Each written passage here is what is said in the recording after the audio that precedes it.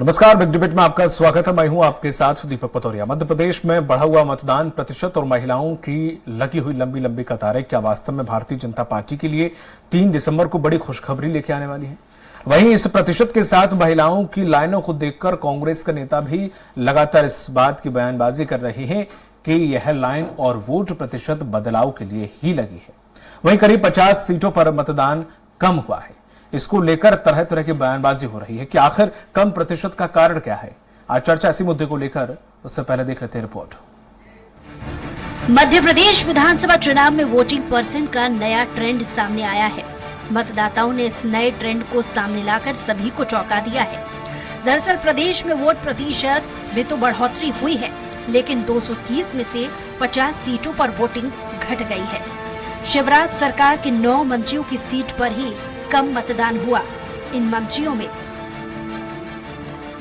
प्रेम सिंह पटेल, भूपेंद्र सिंह, उषा ठाकुर, राम खिलावन पटेल, मीना सिंह, विश्वास सारंग, राज्यवर्धन सिंह दत्तेगांव, तुलसी सिलावट, जगदीश देवड़ा जैसे मंत्री शामिल हैं। इनकी सीटों पर वोट प्रतिशत घट गया है। मंत्री नरेंद्र सिंह तोमर वाली हाई प्रोफाइल सीट पर भी 1% वोटर्स मतदान के लिए कम निकले। बीजेपी के 28 विधायकों की सीट पर वोट प्रतिशत कम हो गया है। इसी तरह से कांग्रेस भी 20 विधायकों की सीट पर कम मतदान हुआ है। बीएसपी और एक निर्दलीय विधायक की सीट पर भी वोट कम लोगों ने ही डाले। इस तरह से मध्य प्रदेश विधानसभा चुनाव में 50 सीटों पर वोट प्रतिशत घट गया है। इस वजह से अब राजनीतिक गलियारों में उलझन बढ़ गई है। मध्य प्रदेश विधानसभा चुनाव के लिए 17 नवंबर को 77.15% मतदाताओं ने अपने मताधिकार का इस्तेमाल किया।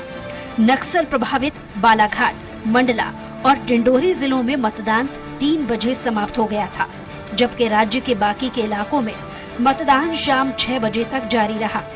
राज्य की सभी 230 विधानसभा सीटों पर सुबह 7 बजे मतदान शुरू हुआ। बालाघाट जिले की नक्सल प्रभावित बैहर सीट पर 84.81%, लांजी में 75.07% और परसवाड़ा में 81.56% मतदान हुआ। प्रदेश में सबसे अधिक 86.19% मतदान नीमच जिले के जावद में और सबसे कम 50.41% मतदान भिंड में हुआ। प्रदेश में 64,626 मतदान केंद्र बनाए गए। मध्य प्रदेश में 5,59,00,000 से ज्यादा मतदाताओं ने अपनी नई सरकार के लिए वोट किया। इसमें 80 वर्ष से ऊपर के 6 लाख वोटर और 100 वर्ष से ज्यादा के 4,000 वोटर थे। इस बार प्रदेश में 22 लाख से ज्यादा फर्स्ट टाइम वोटर थे। मध्य प्रदेश विधानसभा चुनाव में 2533 प्रत्याशी चुनावी मैदान में उतरे। बहरहाल कुछ सीटों पर हुए कम मतदान को लेकर बीजेपी जहां चिंतित है, तो वहीं कांग्रेस के माथे पर भी शिकंज है।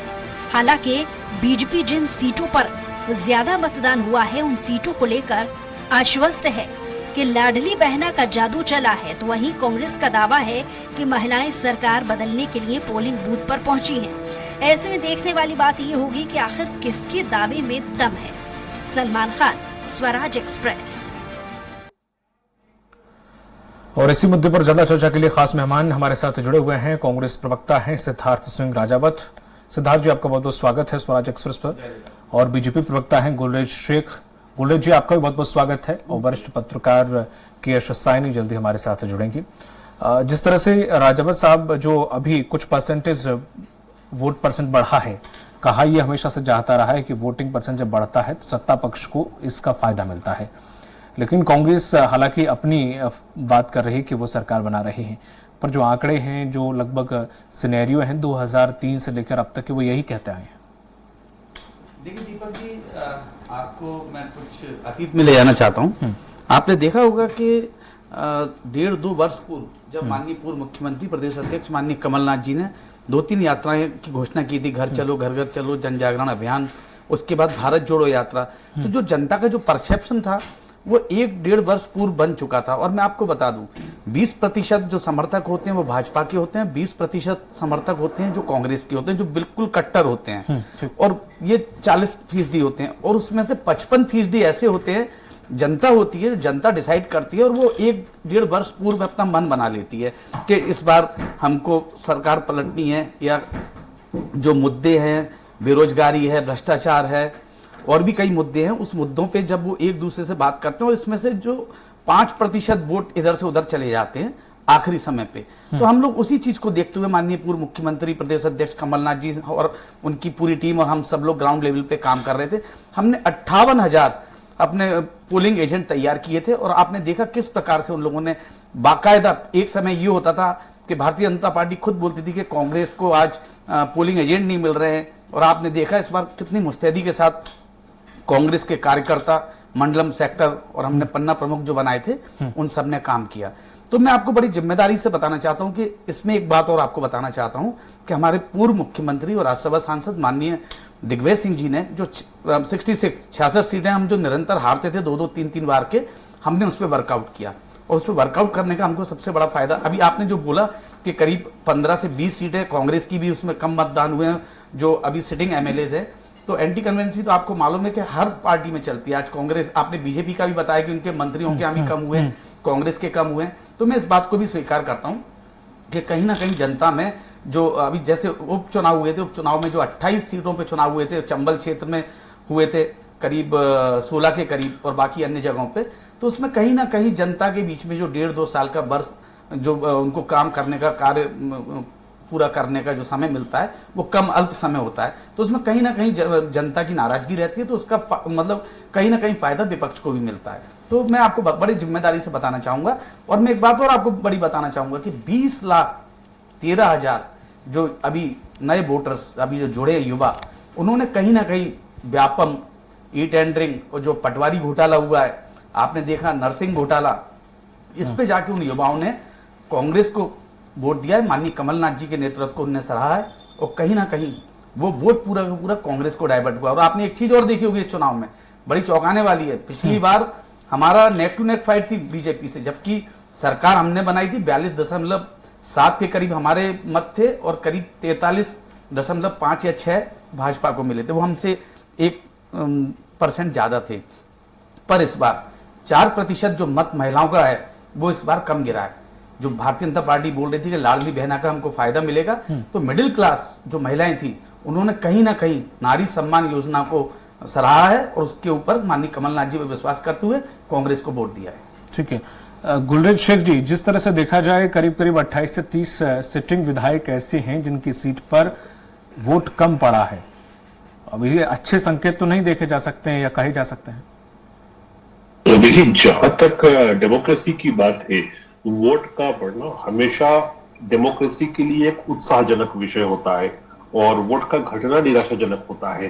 और ओवरऑल यदि हम बड़े कैनवास के ऊपर पिक्चर पेंट करेंगे तो मध्य प्रदेश में उत्साहजनक परिणाम रहे, क्योंकि वोट प्रतिशत 77% के आसपास जो आया है, ये अपने आप में एक, जिसको कहते हैं ना कि हेड्स ऑफ वाली स्थिति है, और ये हर कॉलम को टिक करता है। लेकिन अभी हम जो एक बौद्धिक विमर्श कर रहे हैं, देखिए चुनाव खत्म हो चुका है, सिद्धार्थ सिंह जी भी सामने बैठे हैं, आप भी बैठे हैं, अब हमारे बोलने से कोई मत प्रतिशत पर भी फर्क नहीं पड़ना है, और हमारी पार्टी के वोटों पर भी फर्क नहीं पड़ना है। तो अब का जो हमारा आज का विमर्श है ना, ये एक, आप ये कह सकते हैं, एकेडमिक विषय है कि कहीं पर मतदान बढ़ा है, कहीं पर कम हुआ है। तो एक वोटर साइकोलॉजी क्या होती है उसको समझने का प्रयास कर रहे हैं, और उसी के माध्यम से हम अपने लोकतंत्र को और उन्नत बनाएंगे। देखिए, मुझे जो लगता है कि कहीं ना कहीं सिद्धार्थ सिंह जी ने भी एक बात कही, मैं मानता हूं कि कई सीटों पर या कुछ सीटों पर, चाहे वो कांग्रेस की सीट हो या भाजपा की सीट हो, एंटी इनकम्बेंसी हो सकती है, लेकिन कुछ जगह दूसरे फैक्टर्स भी चालू रहते हैं। जैसे एक फैक्टर ये होता है कि किसी उम्मीदवार का जीतना तय माना जाता है, तो फिर उसके समर्थक वोटर भी थोड़ा सा सुस्त हो जाता है कि ठीक है जीत तो रहे, तो वो इतनी बड़ी संख्या में नहीं निकलता, और उसके विरोध में जो मतदान करने वाला होता है वो भी सोचता है कि मेरा मत करने से फर्क नहीं पड़ेगा, वो तो जीत ही रहा है। तो ये स्थिति भी होती है। अब मैंने ये स्थिति 2 स्थानों पर देखी है अपने आसपास में। मैं उज्जैन का रहवासी हूं, तो मैंने सांवेर में देखा सांवेर में तुलसी सिलावट जी हमारे टिकट पर है, लेकिन कांग्रेस की जो उम्मीदवार खड़ी थी उनके विरोध में, वो राजनीतिक रूप से बोल रहा हूं, हाँ, वरना मैं ये शब्द यूज नहीं करूंगा, राजनीतिक रूप से निराशाजनक उम्मीदवार थी कि जिनके जीतने का कहीं असर किसी को लगता ही नहीं था। तो फिर वहां पर मतदान पर प्रभाव पड़ता है। उसी प्रकार से आप महू को देखिए, महू में कांग्रेस के जो उम्मीदवार थे वो डिसअपॉइंटिंग उम्मीदवार थे पॉलिटिकली। डिसअपॉइंटिंग शब्द को गलत में कोई नहीं ले, पॉलिटिकली बात कर रहा हूं मैं। तो पॉलिटिकली कांग्रेस के जो उम्मीदवार थे वो डिसअपॉइंटिंग थे, तो उस चीज में मतदान कम हो जाता है, क्योंकि जब एक बराबरी का जो कॉन्टेस्ट होता है तो फिर वो पब्लिक को भी मजा आता है, पत्रकारों को भी मजा आता है, उससे मत प्रतिशत बढ़ता है। ठीक है जब कांग्रेस ने इतने कमजोर उम्मीदवार उतारे, उनके पास उम्मीदवार होंगे नहीं, इसलिए कि वो मत प्रतिशत वहां कम हुआ, क्योंकि हमारा जो समर्थक वर्ग था वो भी उतने उत्साह से नहीं निकला। उनको पता था कि बीजेपी जीत ही जाएगा वहां पे उम्मीदवार, और कांग्रेस का जो समर्थक था वो ये सोचता था कि कांग्रेस तो हारने वाली है तो क्यों वोट देने निकलूं। अच्छा, ये भी एक ठीक है, बड़ा दिलचस्प आपका तर्क है। हालांकि मैं इसमें ठीक है, सिद्धार्थ जी कुछ समय के लिए, हाँ, फिर उसके बाद में दीपक जी देखिए, गुलरेज भाई बहुत अच्छे इंसान हैं, मैं इनको थोड़ा गणित समझने की कोशिश करें। अगर भारतीय जनता पार्टी विगत 18 वर्ष से इतना अच्छा कार्य किया था, 2003 में बोले स्वर्णिम मध्य प्रदेश बनाएंगे, नहीं बना पाए, फिर 8 में बोले विकसित मध्य प्रदेश बनाएंगे, नहीं बना पाए, 13 में बोले आत्मनिर्भर मध्य प्रदेश बनाएंगे, नहीं बना पाए, 18 में बोले कि हम गुजरात मॉडल पे बनाएंगे, नहीं बना पाए। जब सारे बिंदु फेल हो गए, भारतीय जनता पार्टी पहली बार ऐसी पार्टी है जो हमेशा पानी पी पी के कांग्रेस को कोसती थी कि आपका मुख्यमंत्री चेहरा कौन होगा। पर इस बार हमारा मुख्यमंत्री चेहरा था, भारतीय जनता पार्टी का मुख्यमंत्री चेहरा कोई नहीं था। शिवराज सिंह जी को दरकिनारे कर दिया गया, केंद्रीय नेतृत्व को लाना पड़ा। आप एक सांसद को लाके और आप एक एमएलए, एक विधायक का चुनाव लड़वा रहे हैं, तो कहीं ना कहीं आप कांग्रेस की बात ना करें कि कांग्रेस के पास कैंडिडेट नहीं थे। हमारे पास एक से एक अच्छे कैंडिडेट थे, एक से एक अच्छे फील्ड में भी थे और जनता के बीच में लोकप्रिय भी थे। और सबसे बड़ी बात, सबसे बड़ा जो चेहरा था हमारे पास, माननीय कमलनाथ जी का चेहरा था, माननीय दिग्विजय सिंह जी का चेहरा था, माननीय राहुल सिंह जी का चेहरा था, माननीय गोविंद सिंह जी का चेहरा था। हम बहुत बड़े बड़े चेहरे थे।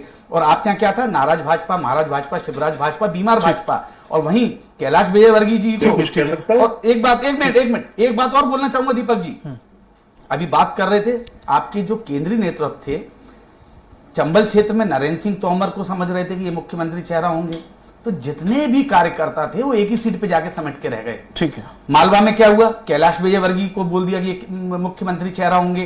तो आप मालवा के देखिए, आप बड़े बड़े दिग्गज एक नंबर पे लग गए, और उधर प्रहलाद पटेल जी के पे लग गए, और एक तरफ आपके फग्गन सिंह कुलस्ते जी के पे लग गए, राकेश सिंह जी पे लग गए। तो आपके जितने भी स्टार प्रचारक थे जो उनको कैंडिडेट बना दिया, तो जितने भी बड़े बड़े कार्यकर्ता या जो भी उनके अनुयायी रहे होंगे, ठीक है राजा जी, 4-5 सीटों पे समेट के रह गए भारतीय जनता पार्टी के कार्यकर्ता। ठीक है, मैं आपके पास लौटूंगा।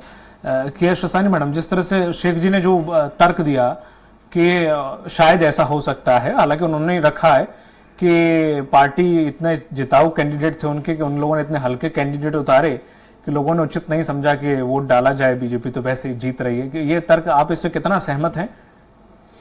दीपक जी, ये एक पक्ष हो सकता है, पर मेरा ऐसा मानना है कि देखिए 90 से हम देखें अगर चुनाव को, तो वोट प्रतिशत जो है हमेशा ही बड़ा है। बिल्कुल सही है ना। और इसका मतलब ये नहीं कि जब बड़ा है तो सरकार बदली है, या कम हुआ है तो सरकार वो हुई है। 3 बार बीजेपी जीत के आई है जब वोट प्रतिशत बड़ा है। पिछली बार 2018 में सरकार गिरी है, तब भी वोट प्रतिशत बड़ा है। तो मेरा ये मानना है कि जो वोट प्रतिशत बड़ा है या कम हुआ है, किसी एमएलए या मंत्री, उनका भी मैं इसमें इंक्लूड कर रही हूँ, तो बढ़ने या इससे संकेत नहीं। अब आज के तारीख में क्या है कि इतना ज्यादा प्रचार प्रसार होता है तो लोग इंटरेस्ट लेके आप वोट कर रहे हैं। और जैसे शेख जी ने बोला कि वहां पे कई जगह जहां कैंडिडेट वीक है या उन लोगों को लगता है कि ये तो हमारे कैंडिडेट जीती रहे, तो थोड़ा सा उदासीनता आ जाती है, तो वहां पे वोट प्रतिशत कम हो सकता है। पर बाकी जगह ओवरऑल मध्य प्रदेश में आप देखेंगे तो 2% से कम, 1-1.5% बड़ा है। पर वो मुझे लगता है कि एक रूटीन कोर्स में जो बड़ा है वो ही है, तो इससे बहुत ज्यादा संकेत हम नहीं ले सकते आज के तारीख में। पर जो चुनाव हुआ है ये बिल्कुल तय है कि बहुत नेक टू नेक चुनाव हुआ है, और हर जगह लोकल जो मुद्दे हैं या लोकल इश्यूज हैं, लोकल कैंडिडेट्स हैं, उसके ऊपर डिसीजन हुआ है। एक ओवरऑल सरकार से एक नाराजगी मुझे नहीं दिख रही है। एंटी इनकम्बेंसी की जो बात कही जा रही थी, वो पिछले 2 महीने में कहीं ना कहीं शिवराज ने अपने लाडली बहना और इनके जितने ताबड़तोड़ जो रैलियां हुई और जिस तरह से प्रचार प्रसार हुआ, प्रबंधन हुआ, उससे बहुत हद तक मतलब उसको मिटिगेट करने की कोशिश हुई है और उसमें सफल भी रहे हैं। तो जो चुनाव है अब नेक टू नेक होकर रह गई है और जो कैंडिडेट कहाँ पे कौन खड़ा है, वहां पे क्या परिस्थिति है, उसके बेस पे चुनाव हुआ है। वहां पे इसलिए आप देखोगे कहीं तो बहुत ज्यादा निकल के 80% से ऊपर वोटिंग हुई है और कुछ जगह में बहुत कम हो गया है जहां 50% मतदान हुए हैं। तो ये लगता है कि पूरे प्रदेश में एक जैसा माहौल नहीं था, रीजन वाइज उसका अलग अलग फैक्टर्स रहे हैं। अब वो चंबल है, जैसे पिछले बार कांग्रेस को बहुत अच्छे सीट वहां मिल गए थे चंबल ग्वालियर एरिया में। अब इस बार सिंधिया जी वहां पे बीजेपी के साथ हैं, तो अगर वहां पे उनका फैक्टर काम कर जाता है तो बीजेपी को इस बार वहां से काफी फायदा मिल सकता है।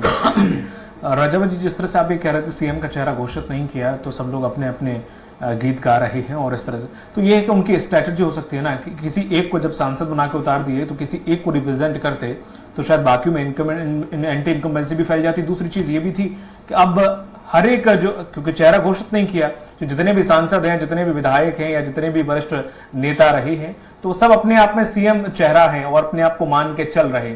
तो बेटर है ना कि उन्होंने अपने क्षेत्र में अपने आप को as a CM Faggan Singh Kulaste उन्होंने अपने आप को एज अ प्रेजेंट किया, ऐसी हवा चली हर जगह, हर नेता की हवा चली। तो बेटर है ना कि वहां की जो जनता है, उनकी विधानसभा की जो जनता है, उन्होंने को सोचा होगा कि अच्छा है कि अभी आने वाले समय के सीएम है तो और ज्यादा वोट पड़ा हुआ है, तो एक बेनिफिट वाली चीज है ना सर उन लोगों के लिए। यही तो भारतीय जनता पार्टी के लिए माइनस पॉइंट निकला। वो कैसे? जनता की, मैं करीब 19 से 20 जिलों में मैं प्रेस कॉन्फ्रेंस करके आया हूँ मैनिफेस्टो के ऊपर, और जिधर भी मैं पत्रकारों से बात की, वरिष्ठ पत्रकारों से बात की, जनता से बात की, लाडली बहना योजना की भी बात की, नारी सम्मान की भी बात की, हर बात हर जगह यही निकल के आ रही थी कि कांग्रेस की जो विगत 1.5-2 साल से जो एक हम लोग एक पूरी प्लानिंग, एक पूरी खुफिया प्लानिंग और हम सब जिस चीज को लेके चल रहे थे स्टेप बाय स्टेप, आपने देखा किस प्रकार से हमारे जो 144 हमने लिस्ट जो जारी की थी, उसके बाद दूसरी लिस्ट जारी हुई थी और भारतीय जनता पार्टी ने उसी में फंस के केंद्रीय नेतृत्व को उतारना पड़ा। 17 दौरे प्रधानमंत्री जी के, 15-16 दौरे गृह मंत्री जी के, नड्डा जी के करीब 15-20 दौरे, एक तरफ पूरा देश का केंद्रीय नेतृत्व मध्य प्रदेश में उतर के आ गया और एक तरफ माननीय दिग्विजय सिंह जी, माननीय कमलनाथ जी, 2 लोग अपने 1.5-2 वर्ष में निरंतर जनता के बीच में जाते रहे।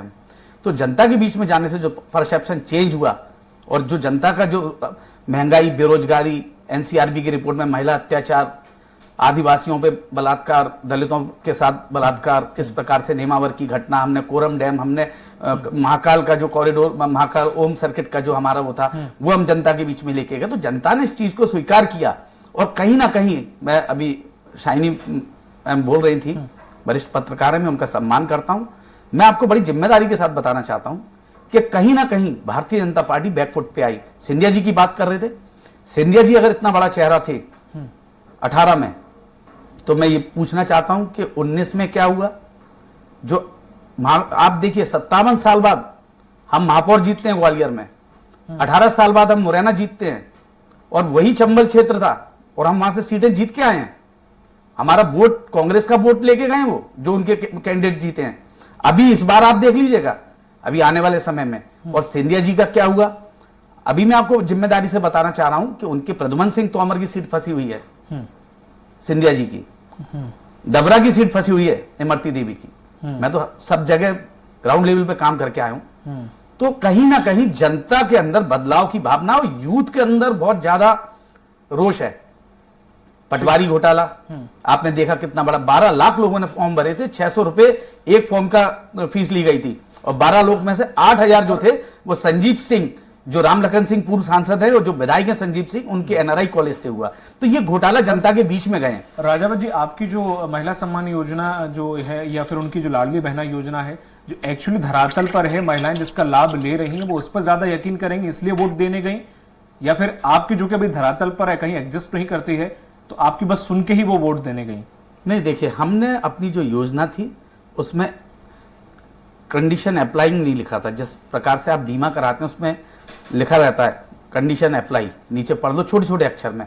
हमारी कोई भी योजना में कोई भी कंडीशन अप्लाई नहीं। आप 450 रुपए का सिलेंडर दे रहे हैं और उसमें लिखा क्या है, इस बार, सिर्फ इस बार देंगे आप, बार बार नहीं देंगे। हम ये पूछना चाहते हैं, कमलनाथ जी ने क्या बोला, हम 500 रुपए का सिलेंडर देंगे और हर बार देंगे, जिससे कि हमारी बहनों के जो 600 रुपए हैं, जो 1100 रुपए का सिलेंडर है, 600 रुपए उनके काम आए। हमने हर बार बोला है, पर इस बार नहीं बोला। नीचे की लाइन कोई पढ़ता नहीं वैसे, मैं वही बोल रहा हूं। तो हमने हमारे जो फॉर्म भरवाए गए थे, हमने जो हमारे फॉर्म भरे थे, लाडली बहना तो एक छलावा था। 2200 खातों का मेरे पे आरटीआई लगा के है। नोएडा में एक कंपनी के खातों में 2200 खातों में लाडली बहना का पैसा गया है। ये भी एक भ्रष्टाचार है। ठीक। और मैं आपको और बता दूं, उसमें से इतने स्क्रूटनाइज किया गया है, किसी पे ट्रैक्टर है, किसी पे जमीन है, किसी के पास गाड़ी है तो उसको नहीं मिलेगा, शासकीय सेवाओं में है तो उसको नहीं मिलेगा। आज एक महिला अपना घर, बड़ी मेरी बहन बैठी हुई है, ये भी महिला है, जब आप घर चलाते हैं, रसोई में जाते हैं, तब आपका जैसे ही आप चूल्हे को ऑन करते हैं, आपके आंखों में से आंसू निकल आते हैं। एक ये वही स्मृति ईरानी जी थी, जब 450 से 500 सिलेंडर हुआ तो धरना देने बैठ गई थी और चूड़ियां भेंट कर रही थी मनमोहन सिंह जी को, संसद के बाहर बैठ गई थी। आज क्यों नहीं भारतीय जनता पार्टी की कोई इसमें आवाज उठाता है, जब हम पहल कर रहे हैं, युवाओं के लिए कर रहे हैं। समय कम है जी, ठीक है। गुलरेज शेख जी, जिस तरह से उन्होंने जो आरोप लगाया और जो कहा कि जो बढ़ा हुआ प्रतिशत वोट है, चाहे वो नए युवा हों, क्योंकि वोट परसेंट उन्हीं का बढ़ा है, और क्योंकि जो नए वोटर्स हैं और साथ ही साथ महिलाओं का जो वोटिंग परसेंट बढ़ा है, वही वोटिंग परसेंट नजर आ रहा है। क्योंकि अगर कुछ 1.5% कुछ अगर देखें तो वो तकरीबन बनता है कुल टोटल करीब 30 से 40 लाख लोगों का, तो तकरीबन वही पहुंचे हैं। तो ऐसे में जो वो बोल रहे हैं कि वो आपके खिलाफ हैं, तो फिर आप बोल रहे हैं कि वो मेरे लिए गए हैं। हालांकि कुछ सीटों पर अगर देखें तो बड़ा दिलचस्प है, वहां पे तो अच्छे से विशेषज्ञ भी नहीं समझ पा रहे वहां का गणित का। हम तो एक कयास लगा रहे हैं जो कि अब तक होता आया है, ये वोटिंग परसेंट के जो निकलते रहे हैं आंकड़े, बस उस पर बात कर रहे हैं। हालांकि देखिए, मैं अपनी बात और सिद्धार्थ जी की तो बात कर सकता हूँ, आप दोनों पत्रकारों की बात नहीं कर सकता कि हम दोनों सेफोलॉजिस्ट नहीं है, हम दोनों पॉलिटिशियन हैं। लेकिन हमारे पास जो सूचनाएं होती है हमारे बूथ की होती हैं, और भारतीय जनता पार्टी के बूथ का जो डाटा हमने एकत्र किया है उसमें तो बड़ा साफ नजर आ रहा है कि दीवार पर लिखी इबारत की तरह कि सरकार 3 तारीख को बन रही है और मजबूत सरकार बन रही है, स्पष्ट रूप से बन रही है। और इसमें सबसे बड़ी भूमिका जो होगी ना, वो हमारी बहन बेटियों की होगी, क्योंकि उन्होंने एक मुश्त वोट किया है, जाति के बंधनों को तोड़कर, धर्म के बंधनों को तोड़कर एक साथ बीजेपी के पक्ष में आई है, क्योंकि उनको ये नजर आया था साफ साफ कि हमारी बेहतरी जो है, हमारी इज्जत जो है, हमारे जीवन का स्तर जो बढ़ना है वो भाजपा के राज में बढ़ना है। हमको घर मिलना है, हमको पैसा मिलना है, हमारे बच्चों को अच्छी शिक्षा मिलनी है, हमारे प्रदेश की तरक्की होनी है। हमारे भाई अभी भी मिलनी है, 18 साल से क्यों नहीं मिली? मैं आपसे पूछना चाहता हूं, 18 साल से क्यों नहीं मिली? आप जब 2003 में आए थे, स्वर्णिम मध्य प्रदेश बोला था, फिर आपने बोला विकसित मध्य प्रदेश 8 में, फिर 13 में आपने बोला आत्मनिर्भर मध्य प्रदेश। सुनिए, आत्मनिर्भर मध्य प्रदेश, और अभी प्रधानमंत्री जी क्या बोल के गए कि हम बेहतर मध्य प्रदेश बनाएंगे। इसका मतलब इसका मतलब शिवराज सिंह जी विगत 18 वर्ष में बेहतर मध्य प्रदेश नहीं बना पाए। ये एनसीआरबी की रिपोर्ट है। बड़ा ही शर्मनाक आंकड़ा था हिंदुस्तान में। आपने मेट्रो की बात करी, आपने मेट्रो की बात करी अपनी मैनिफेस्टो में, मेट्रो कमलनाथ जी लेकर आए थे। मध्य प्रदेश में 22% हुआ करता था, आज वो 92% को क्रॉस किया है। और आज की जो युवतियां हैं, उनकी माँ उनको बताती है कि हमारे समय तो प्रसव भी हमको अस्पताल में नहीं मिलता था। ये दिग्विजय सिंह का कालखंड था, ये कांग्रेस का कालखंड। दिग्विजय सिंह जी का काल सुनेंगे आप? 11 डैम दिग्विजय सिंह जी ने बनाए थे, जिससे हरसूद आज डैम से आप बिजली महाराष्ट्र को पानी दे रहे और दिल्ली को बिजली दे रहे, वो माननीय दिग्विजय सिंह जी की देन थी। और 93 में सबसे पहले पंचायती राज हम लोग लेकर आए हैं। आपने उस पंचायती राज को तहस नहस कर दिया, भ्रष्टाचार का अड्डा बना दिया, 50% का अड्डा बना दिया। शाइनी मैडम से सवाल है, शाइनी मैडम से सवाल है, शेख साहब, शाइनी मैडम से सवाल है जी। Shiny madam, last comment. पहले तो मैं सिद्धार्थ जी ने जो एक टिप्पणी की थी उस पर बोल दूं कि मैंने ये नहीं कहा कि सिंधिया जी वहां से जीत रहे हैं। मैंने सिर्फ ये कहा कि अगर वहां पे फर्क पड़ता है तो हर एरिया जो रीजन है उसका इक्वेशन अलग अलग है। तो तो सिंधिया जी के वहां जाने से अगर सिंधिया जी वहां पे फर्क पड़ता है और अगर उसके खिलाफ वोट पड़ते हैं तो कांग्रेस को फायदा होगा, नहीं तो बीजेपी को होगा। और जहां तक इसका चुनाव का, इस बार का चुनाव जो है मेरे आकलन से बिल्कुल नेक टू नेक है। और जो कई नाराज जो है बीजेपी और कांग्रेस दोनों से जो नाराज पार्टी के लीडर्स हैं वो कहीं समाजवादी में चले गए हैं, आप में चले गए हैं और इसमें चले। जब नेक टू नेक होता है तो वहां पे इन लोग का कितना रोल होगा ये भी देखने वाली बात है। तो अगर आप अभी देखेंगे कि अगर पिछले बार भी चुनाव में 4-5 सीट से फर्क से कांग्रेस जीती थी, तो इस बार भी अगर नेक टू नेक होता है तो कहीं वही 2018 की स्थिति वापस हो सकती है। और ये जो प्लेयर्स हैं, समाजवादी, आप है, बसपा है, इन लोग एक मेजर रोल किंग प्लेयर का खेल सकते हैं यहाँ पे। ठीक है, चूंकि समाप्त हो चुका है समय, इसलिए बहुत बहुत शुक्रिया आपका सिद्धार्थ जी, गुलरेज जी आपका, राकेश साहनी मैडम आपका भी। तो जिस तरह से दोनों ही पार्टियां हालांकि अपनी अपनी जीत का दावा कर रही हैं, लेकिन वोटिंग परसेंट के जो आंकड़े हैं, तो जो विषय विशेषज्ञ हैं, राजनीतिज्ञ हैं, वो इसके अलग अलग अपने अपने मायने अपनी अपनी तरीके से परिभाषित कर रहे हैं। लेकिन देखने वाली बात यही होगी कि आखिर 3 तारीख में किसके पक्ष में माहौल बनता है और किसके पक्ष में नहीं। मुझे दीजिए इजाजत, नमस्कार।